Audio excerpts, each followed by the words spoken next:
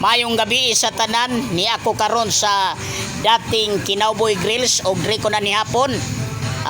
Nindot diri magkaon mga kaigsunan kay sakto sab sila mga sudan barato nagpod niya hamugaway ang lokasyon alang sa atong pagpanihapon.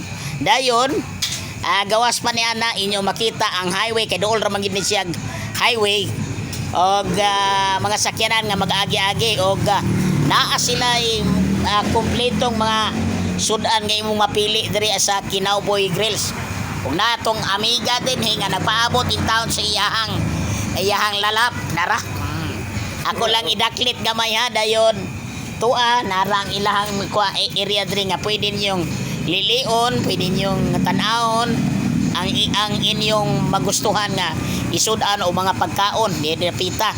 Kani nga Kinauboy Grills at bang gini sa St. John Hospital o ka St. John College mga kaigsunan ngani dagang mga tao nga mga on din hingdapita diri sa maong kananan og siyempre ilang kay kana pwede ka diri mag inom o magdalag mga pagkaon baka o kaha na mo'y mga birthday pwede sa ninyo i-health kini sakto man sad sila og kuan area alang sa inyong pagkaon no ug alang sa inyohang mga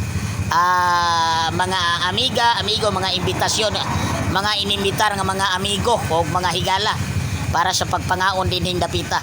Ang tag-iya din hikaron mao ang nagrinta ako ang kabro og siyempre kompleto sa din sila na CR na apoy kapahulayan o ka mag-relax lang ka na adri dapita no sa Kinauboy Grills na mahimutang diri sa National Highway Poblasyon Buog at bang lang sa St. John College Buog, Zamboanga, Sibugay.